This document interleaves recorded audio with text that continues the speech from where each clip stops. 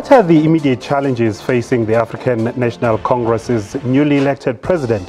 Did the ANC Women's League do enough towards ensuring that women were voted into top positions? Is the incoming top six likely to rally behind President Cyril Ramaphosa as a collective?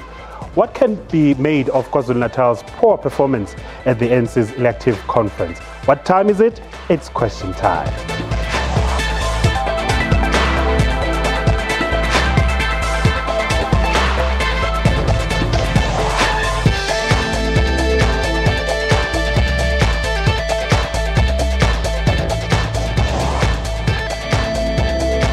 Hello and welcome to the show. I'm your host Bongi Kwala, standing in for Mpotsedu tonight.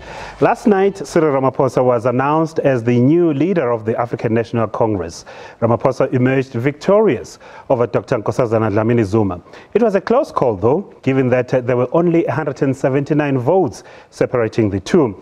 It is the ANC's top six positions though that have triggered a lot of debate. Mpumalanga Premier David Mabuza emerged as Ramaphosa's deputy, while Free State Premier Ace Magashule was elected to the powerful position of Secretary General.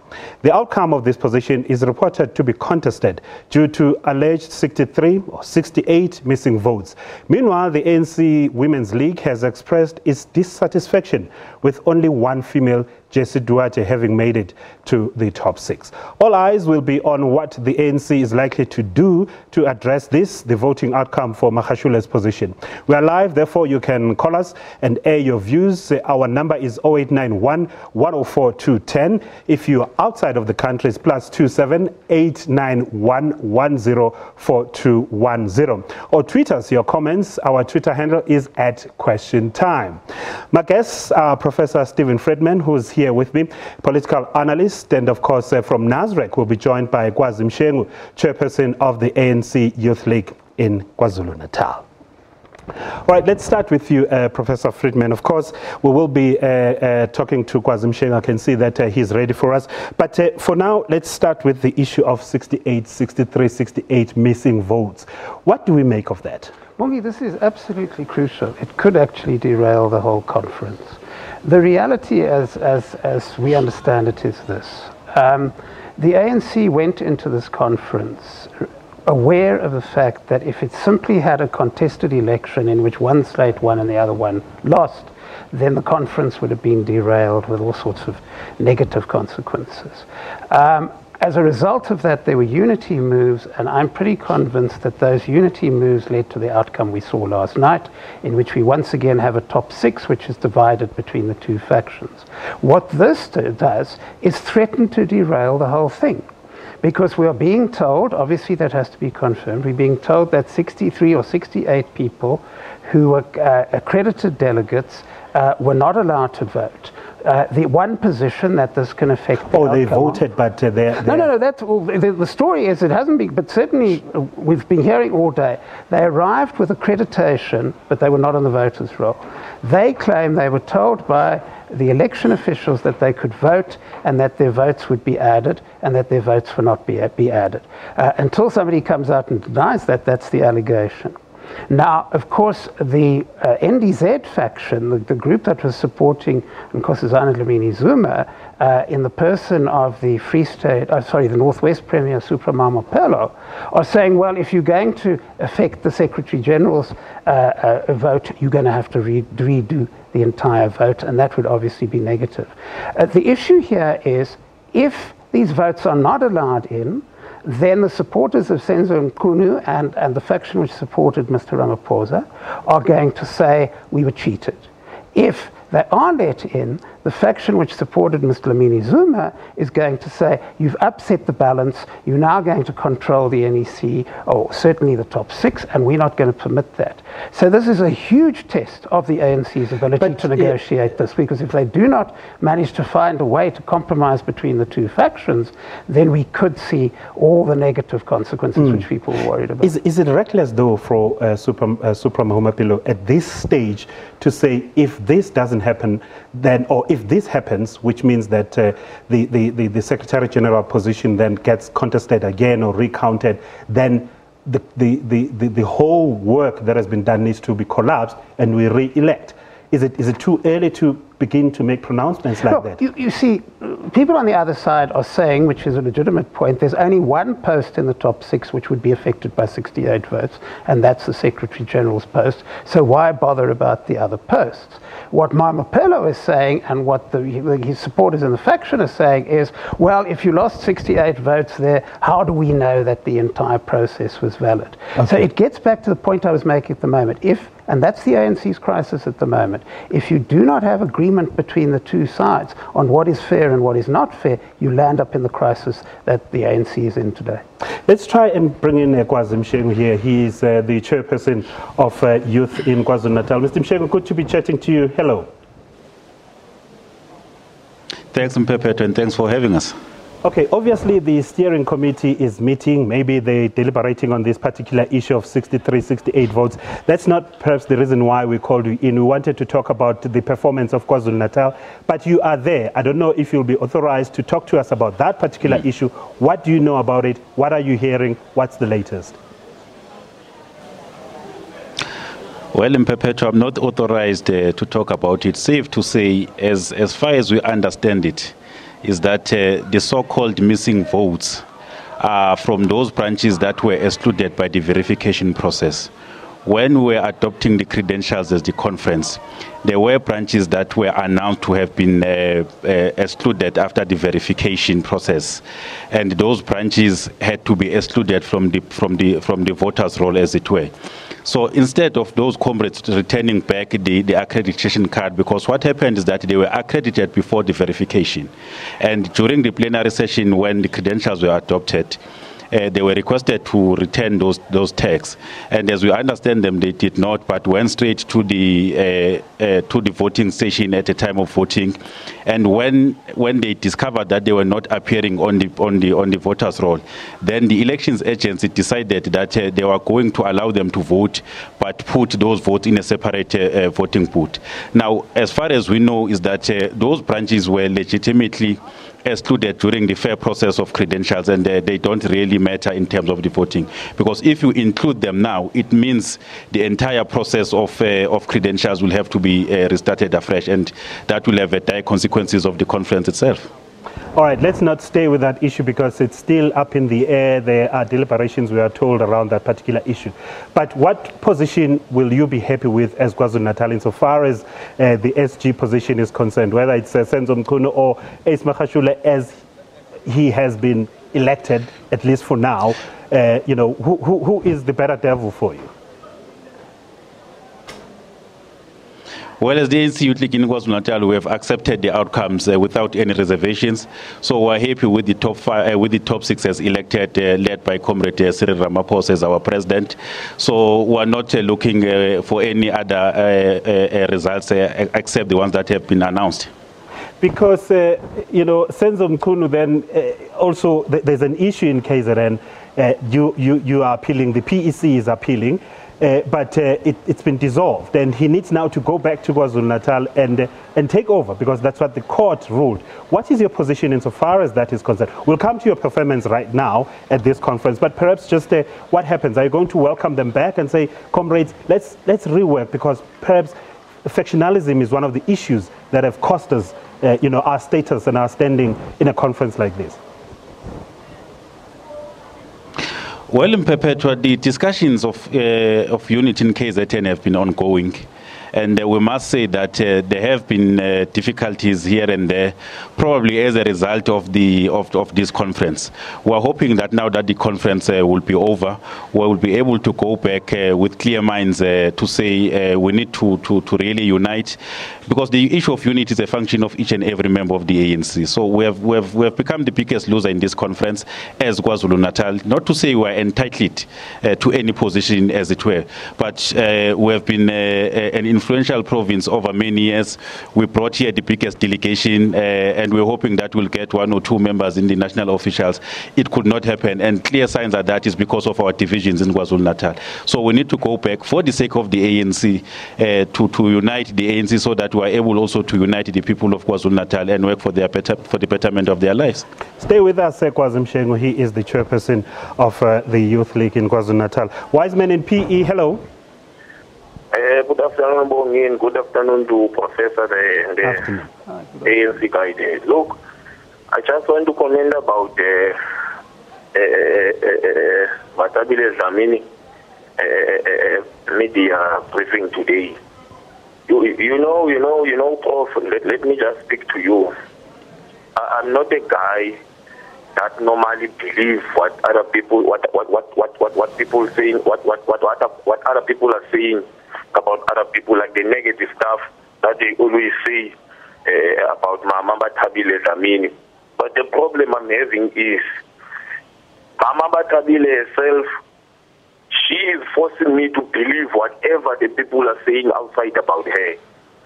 How can you complain about that in the top 6 of the ANC? There is no woman there. But you, as Tabile Dlamini, you voted for David Mabuza instead of Lindiwe Sisulu. Does that make sense? By the way, I don't care because I'm not a member of ANC. I'm just I was just a question mark on Tabile Dlamini. Okay, Wiseman. Thank you very much. We got you. We don't know for sure if she voted for David Mabuza or Lindiwe Sisulu. You'd not know. It's a secret ballot. But Prof, we'll come back to that particular issue because it's an important issue, the issue of women. Right now, they're crying foul that the ANC is not supporting women, whereas they put just one name up, and that was the only name that they rallied behind. 0891 104 210 is the number to call if you're outside South Africa. Please put +27 89 110 4210.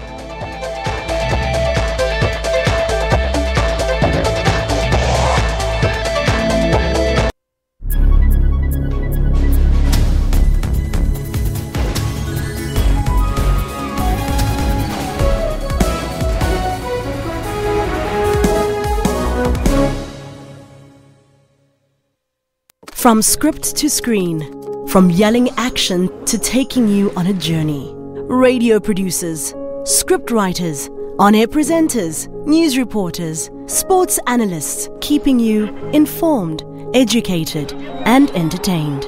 For us, it's not a job, it's a calling. We do this and more because you do your part. SABC TV licenses, made possible by you.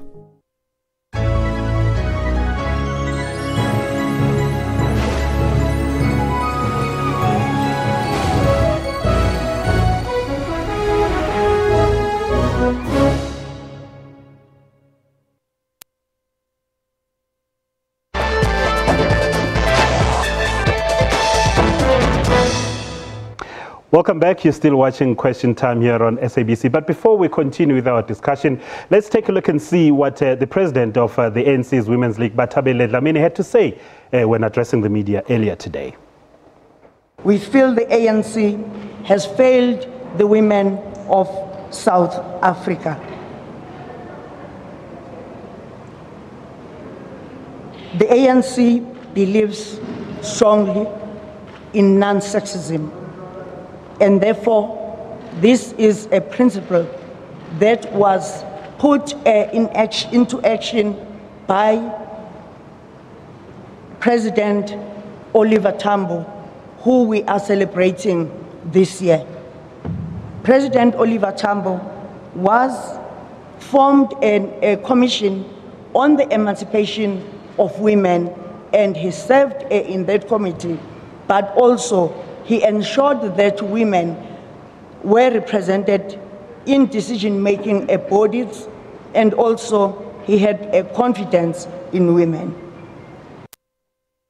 Tabile Dlamini is the president of the ANC Women's League. Professor Friedman, should we feel sorry for Tabile Dlamini and the entire Women's League that there was only one woman who is occupying a less, powerful position in the top 6, or should we say, but all along you have been pushing just one name? Why didn't you fill up the entire top 6 if you wanted women to play a critical role in the ANC?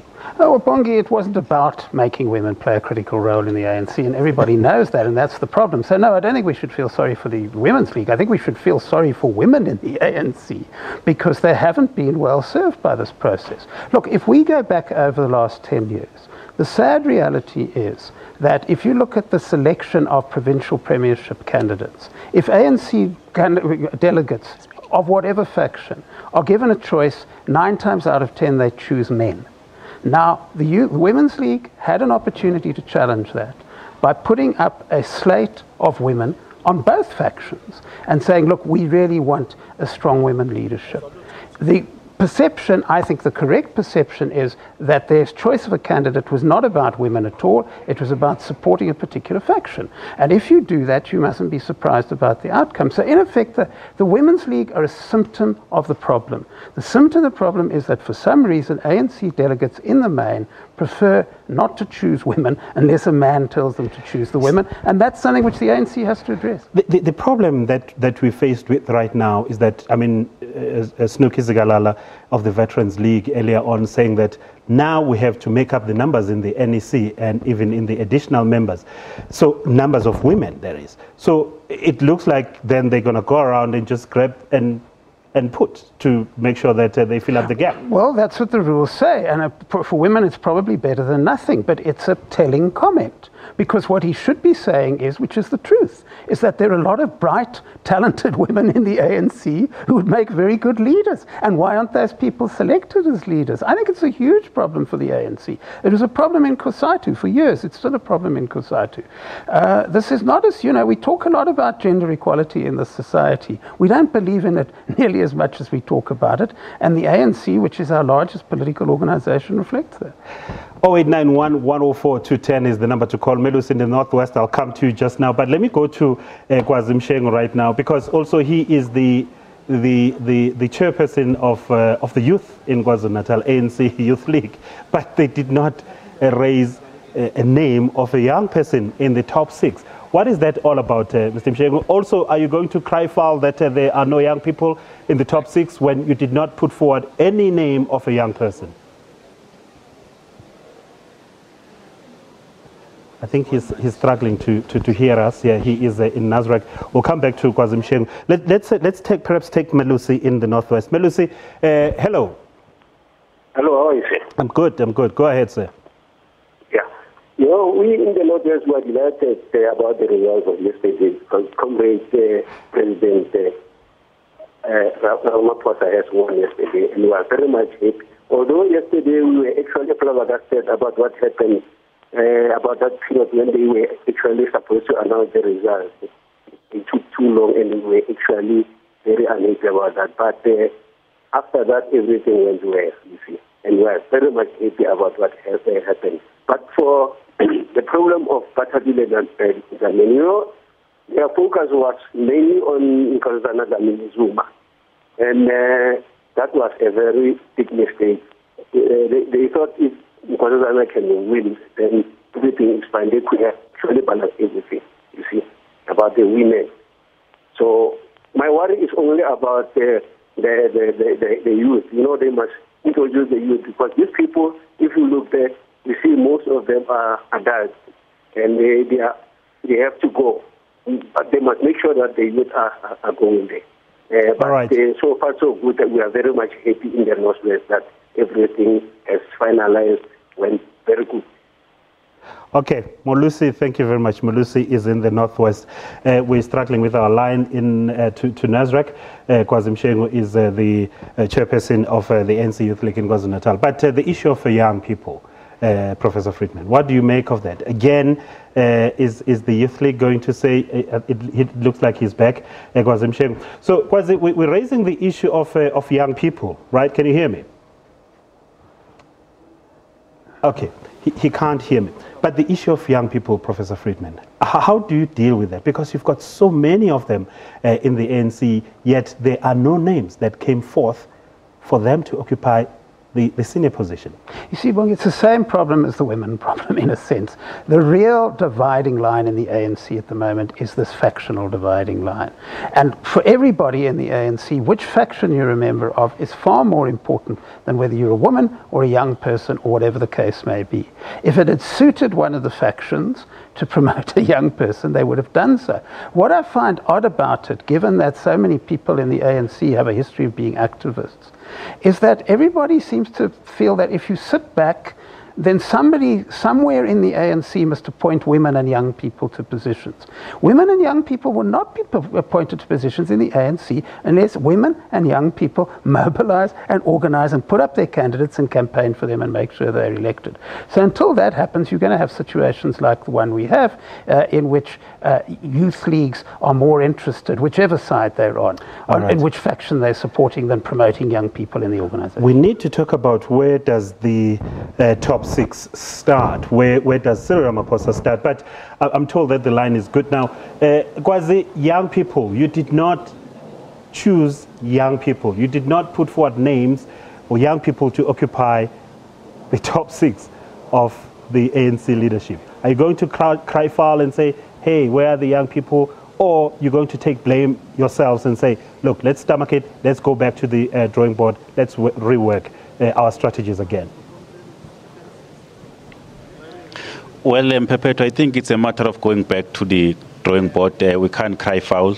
Obviously, we think more could have been done. You will also know that the leadership issue of the ANC is a function of generational succession. So in our view, we had put forward the name of Comrade Nathi Mthethwa to represent a new generation that must be considered in the top six. Unfortunately, the majority of delegates disagreed with us. So we can no longer cry foul because the will of delegates has been expressed. So what we're going to do now is go back to the drawing board so that when the ANC convenes in the next 5 years, we are able to renew the ANC, not only in terms of policies, but also in terms of the leadership posture as well as outlook. And finally, now as you go back as KwaZulu-Natal, so what is your first port of call? What will be first on the agenda of issues that you address? Because it will appear that it's either you were outsmarted or you failed dismally. Well, the critical issue in the case of KwaZulu-Natal is unity. We have been affected mostly because we have not been able to coalesce and speak or speak from the same hymn book. So the first issue is to really work hard in uniting the membership and the branches of the ANC in KwaZulu-Natal so that we are able not really to have differences where we shouldn't be having. Most of the things we agree with, particularly in terms of policy positions, but where we have differed most is around leadership preferences. So what we need to do now is to say the conference has elected, branches have expressed their will, we accept the outcomes, we subject ourselves to the leadership of Comrade Ramaphosa. Now we need to work to unite the province of KwaZulu-Natal, and that will be our first task as we go back home. We got you. Thank you very much. Kwazi Mshengu is the chairperson of the youth in KwaZulu-Natal. Professor Fitman, as we wrap up, where does Cyril Ramaphosa start? Well, what he's got to do is decide what he's going to have to do about a divided leadership, and there is a divided leadership.